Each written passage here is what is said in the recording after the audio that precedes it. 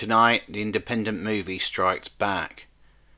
But are these young whippersnappers, these pretenders, these young bucks, these presumptuous usurpers actually any good? I don't know, I'll watch a YouTube video to find out, I imagine.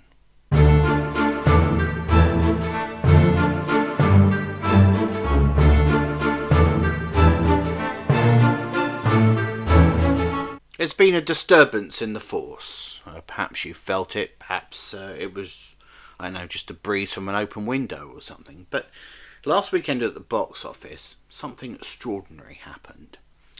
The Mandalorian and Grogu, a Star Wars movie, with a $160 million budget and a $100 million marketing budget, dropped out of the box office like a stone.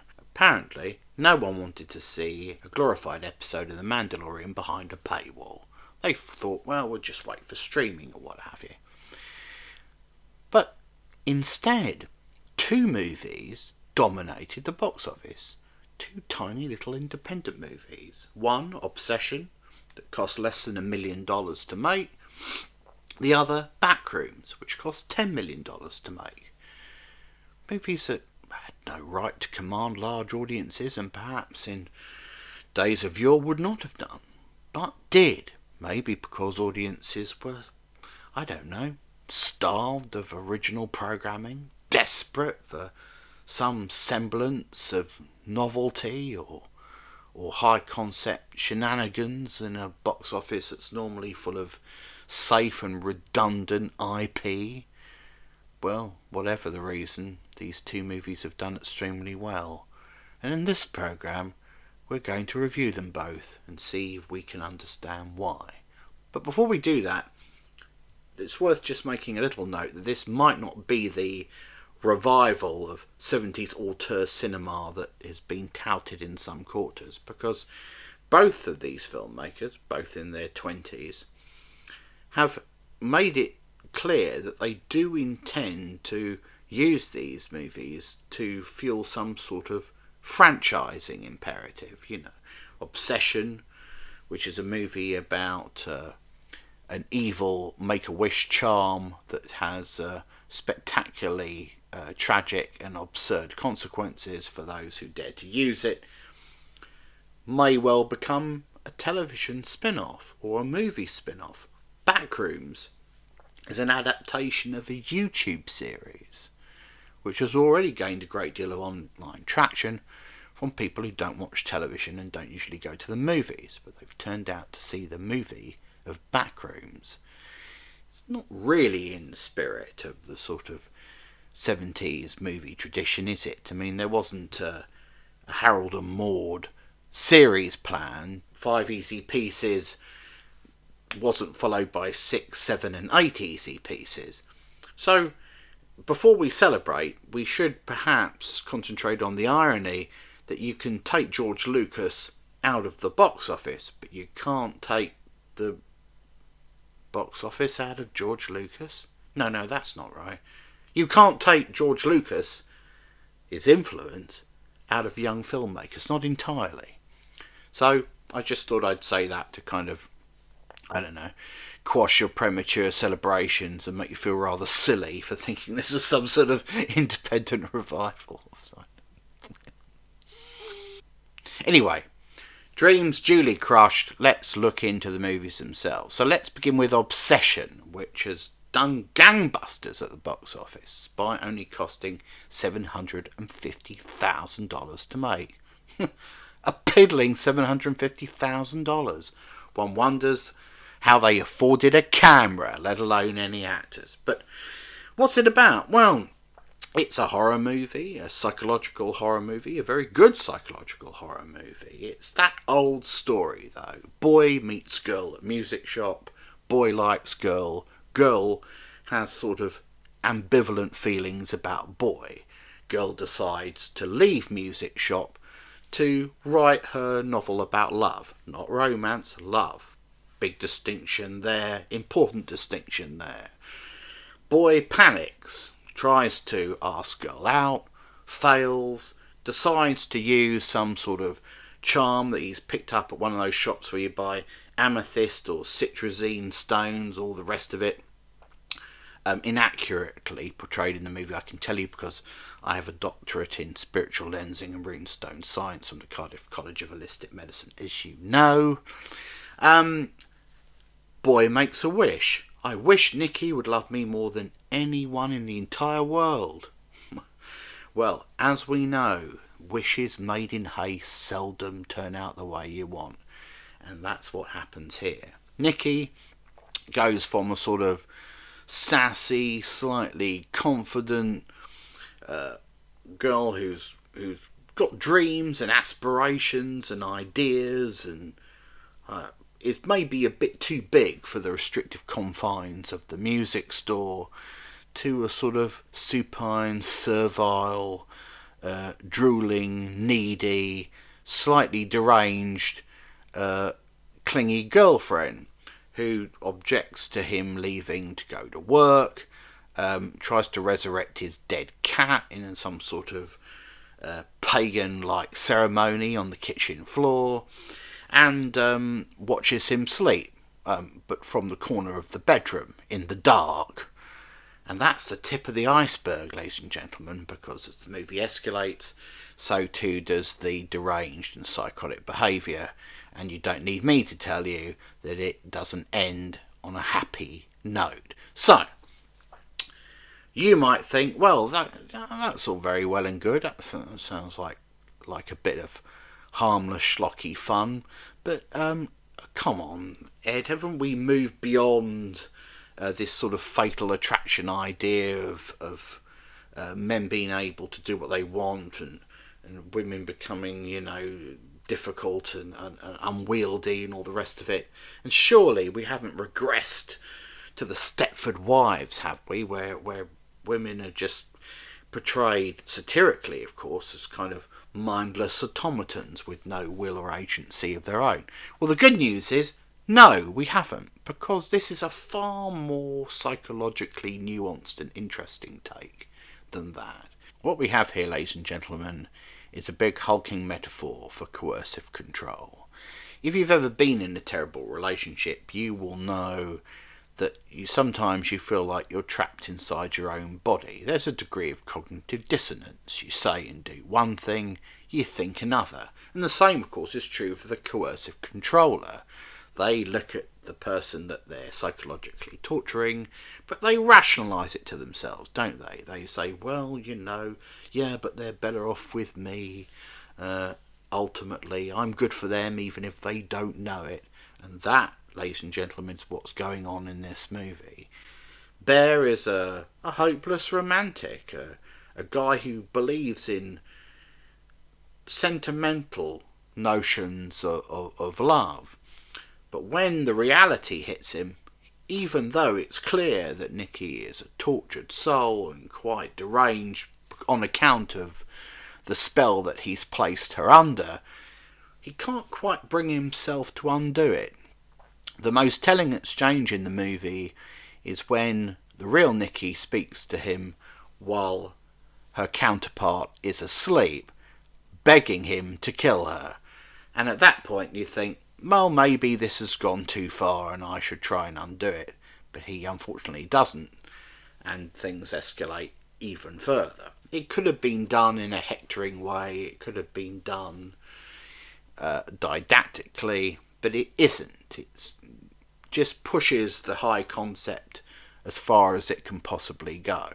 So the movie satirises performative types of romance, kind of romance that we're regularly sold at the cinema and in slushy novels and all the rest of it. But it also lampoons what many people will recognise as a very real male trait of wanting to control a relationship and have it play out according to their design. And of course, when that means that somebody else isn't in control, and inevitably that leads to unhappiness. Although it has to be said, perhaps not as much unhappiness as depicted here. Not many horror movies deal with concepts like coercive control, moral cowardice, and all the rest of it. And that's what gives Obsession its little bit of an edge. I think, all told, this is a good movie for the audience it's aimed at, namely slightly younger people who'll be a little more naive about things like power relations and control than perhaps older and more seasoned viewers. It's not a bad message to tell people that they should be conscious of things like intellectual and temperamental compatibility, and that they should respect people's right to say that they're not interested. God knows we've all known people who couldn't get that message and acted like deranged lunatics accordingly. They'll watch Obsession with a little less comfort than the rest of us, and quite rightly. This programme returns after this break. This programme is sponsored by Guns and Ammo, the world's premier journal for gun enthusiasts. Nothing says power and control like a humble firearm. The world's a dangerous place. You could be burgled and violated at any moment. Your kids are bullied at school and stand defenceless. Your boss is thinking of giving that promotion to someone else. A gun changes the game. It creates safety, security, and it's a great way to let off steam. If your best friend is calm and confident, and you're not, chances are a Glock is the difference. And remember, guns make great Christmas and birthday gifts. What you're buying is reassurance. So subscribe to Guns and Ammo and find the right gun for you. And did you know there's also great interviews and features, plus prize giveaways that almost always comprise of Guns and Ammo. Guns and Ammo, because a healthy gun fetish is worth a shot.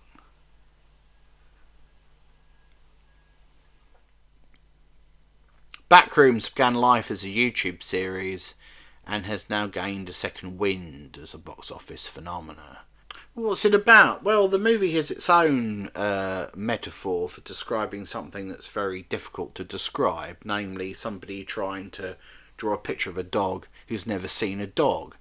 That's not a bad metaphor for the movie, and I'm sure it's in there quite intentionally so that people like me will pick up on it and regurgitate it, and that can be a sort of shorthand for our review. There you go, it's done. That's what it's about. It's like somebody drawing a picture of a dog who's never seen a dog. You don't know what you're describing. It's the thing. Oh, you want me to, do you? All right, well, I'll have a go. All right, but really all I can do is ask a set of questions because I really don't have a clue what was going on. So, ostensibly, it's about a failed architect and a man who's been kicked out of his marital home, who's having to live in the furniture warehouse in which he works. One day, in the basement, he finds that he can walk through one of the walls that divides his property, presumably with some other, and he enters into a kind of labyrinthine, giant mind map metaphor, which he spends time walking around and seeing manifestations of all of the stuff and the gunk that swirls around in our heads, like furniture and rubbish, and sometimes monsters that represent a sort of distorted, self-loathing part of our character. There's other stuff in there too, other stuff that other people have deposited when they have visited. And if that wasn't enough, there's some company, formerly manufacturers of MRI machines, who are monitoring the whole thing from some sort of adjoining premises. Although, where are those adjoining premises? And how would you know where the end of the thing was? I mean, it seems vast and ongoing and sort of infinite, really, but it clearly isn't. It's kind of got delineated, edges. I mean, we know one side is a furniture warehouse, the other side is what the headquarters of this company. But how did they find out about it? How did they acquire the adjacent premises? What's going on? I don't know. I mean, it's one of those movies. You just don't know. I mean, initially you think, well, okay, the guy's an architect, so presumably that's why he's imagined some thing which is sort of strange and askew and constructed, and is sort of an extension, a twisted extension of his own terrible furniture warehouse store. But then we discover this thing exists independently of him, and that other people have been there and died there, and that they have gone in and left their own rubbish behind, because there's the accumulated stuff from lots of different people's minds and memories and things. And then there's the characters themselves. I mean, Clark, the man who works in the furniture warehouse, we imagine the movie to be about him. But it's also about his shrink, Mary, played by somebody, I might add, with a little less star power, who has her own disturbing memories, namely a mad mother in a house that was demolished when she was young.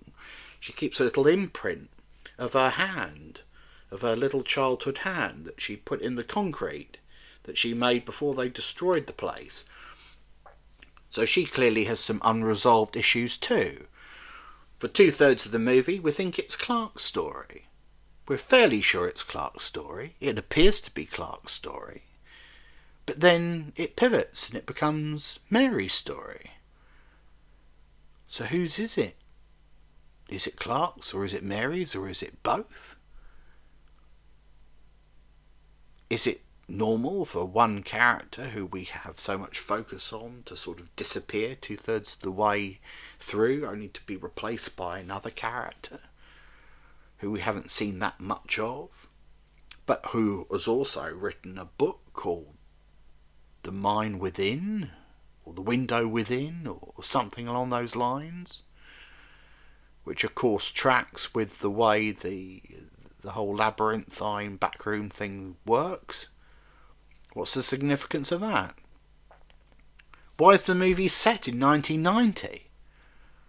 Why 1990? I mean, is there something inherently significant about that period of time? It could be set in the present day.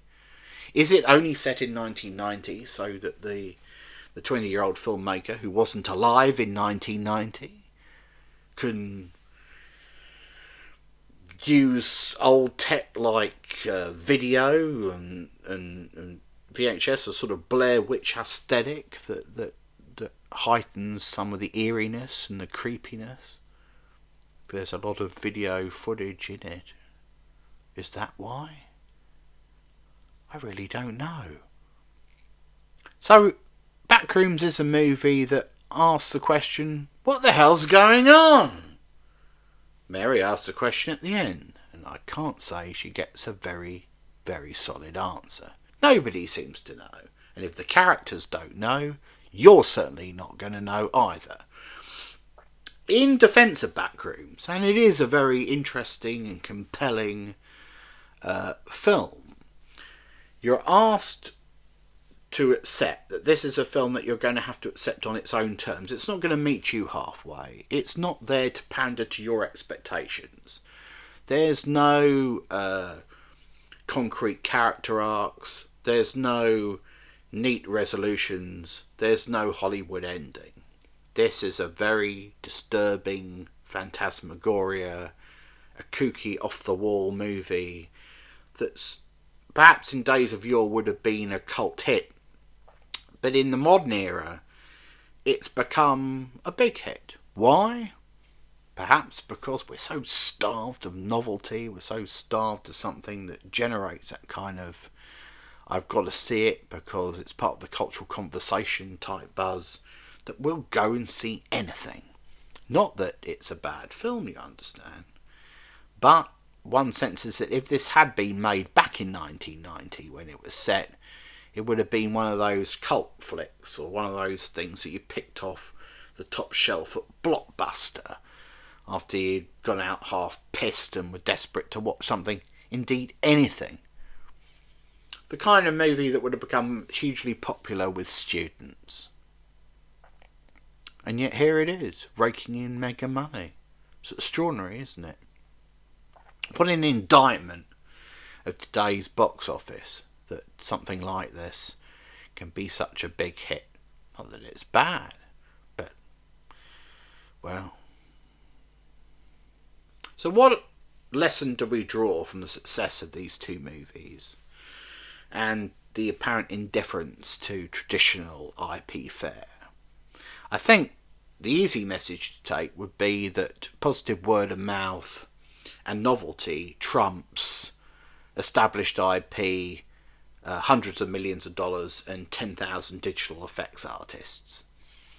People ultimately still love original movies, and if they're given them, and if they're good, as these two movies are, people will give them a chance. If you've got a great hook, we've got confident execution, you've got something that people will talk about and recommend, you've got a potential hit. Will Hollywood learn from this, do you think? Will they swap 12 lifeless, dull, bloated, boring blockbusters a year for 50 cheap but unusual independent flicks? I doubt it. But it's hard not to conclude that if we had one original film like this a week, well, maybe cinema wouldn't be in such trouble. So, we wish these movies well, we thank them for trying and for making streaming content look even more ordinary and pedestrian than it already is. But we signal a note of caution, don't we? We say, yes, it's great that young and up-and-coming filmmakers are doing so well, and that the old creaky, seen-it-all-before stuff is being shown absolute indifference by movie-going audiences. But remember, kids, it's not just about making one great independent hit. It's about making many independent hits, preferably things that aren't connected with one another, to show you've got breadth, and indeed to prove the theory that people want original, novel, one and done movies again. Or something like that. Till next time, I'm Dr. Macclevoid, and no, it's not my real name. Would you learn that, please?